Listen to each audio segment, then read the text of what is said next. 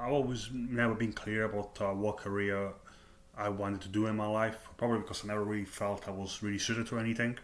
So the first job that I had was about 10 years ago at an Amazon warehouse, and that's because obviously in Amazon you can get a job without having any without them asking you for any special skills, experience, or having a particular attitude towards the job. They just sign you up, and then you go into the job and you prove yourself there, and that's where you kind of find out what your motivations and attitude to work is. And when I went there initially, I was daunted because it was the first time that I was working in a professional environment, and obviously it's a big warehouse. I mean, it's the equivalent of approximately 11 soccer fields and sides. So it was quite daunting initially to be there, but I tried to pick up the job. I listened. I figured out what was necessary for me to fill out the job, and ensure job security because it was a bit of a Darwin environment in there. There was certain productivity targets that you had to meet, and also quality targets, so that you could be efficient at your job. And there was a variety of departments. So there was packing, picking, shipping, and you could decide where you wanted to work. I was a picker there, so I would have to go around the warehouse with a handheld device to search, select, scan, and pick up items. And then you have to inspect the items. I had to do a six-sided check to make sure that the goods were fault-free, and also I had to check that they were as described, the right size, the right quantity, and sometimes things like the right color. So you definitely need to have good eyesight to be able to do the job, and also good coordination of movement because you have to pick some certain items from high up in the shelves or lower down the shelves, so you have to constantly go up and down, bend over, crouch. So you definitely have to be somebody who's relatively mobile and happy to be on their feet for a prolonged amount of time. But yeah, over time I became quite efficient in the role. I was able to execute all the tasks comfortably, and actually I became quite happy to work there. But ultimately, because Amazon has most of their all the volumes from during the Christmas period. After Christmas, I would say anything between 60 to 80% of the staff there would be let go. And because I was an agency contracted person, I was one of the more vulnerable ones. But ultimately, I was released because I made someone scan me out from the shift, because I sometimes the queues were so long that you would have to wait like 10 minutes sometimes just to get out if you were behind the queue. So because I was already cycling there, I feel like I wanted to get home and rest as soon as possible. But that was a bad idea, the way that I went about doing it. And Amazon were quite happy to kind of punish me for it.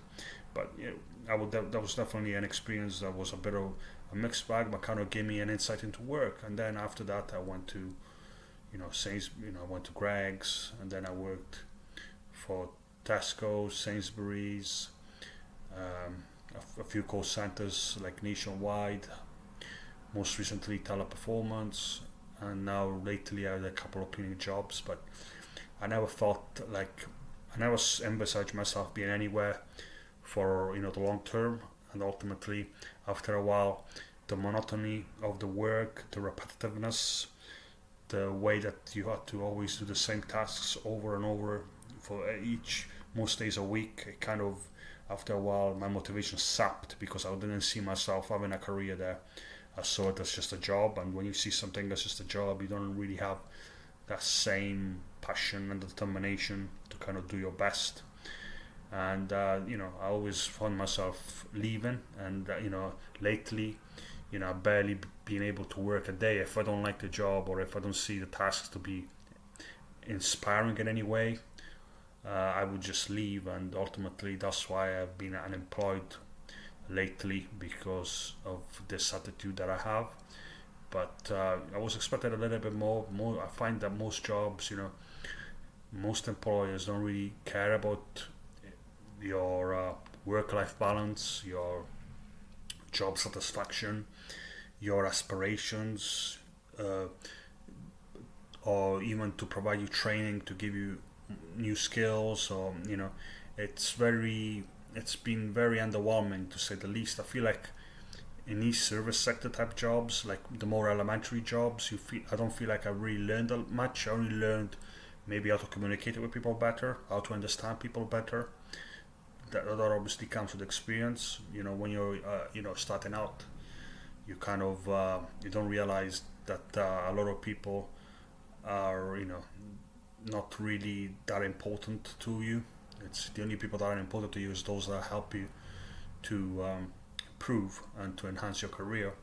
And also in workplaces, there's a lot of strategic socializing, I call it, or friendliness, where people are friendly and approachable and smiley towards people that they see can maybe afford them with greater job security or career progression within an organization, whilst those who they don't see as having any value for them, they can blank them or not acknowledge them. And this doesn't happen just for elementary staff. This happens in amongst managerial staff, leaders as well, which I find that I've always found that attitude unpalatable and annoying. That there was this fake friendliness within the confines of the organization that you work for or that you represent. So that's another thing that I despised about the work culture in the UK. Is this I call it strategic friendliness, but you could call it fake or self-centered.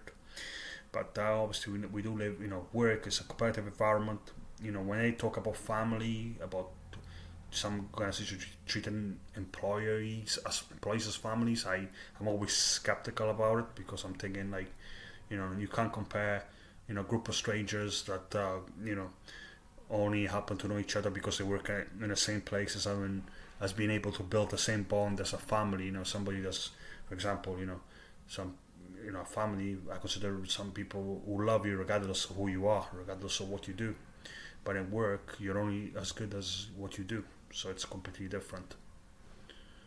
But obviously, if you want to share your feedback of your experience at work, or if you disagree, or you have an alternative point of view with some of the things that I've discussed in this short, simplistic view of my experiences at work, I would be happy to read the feedback in the comments section, which I will look out for. Thank you.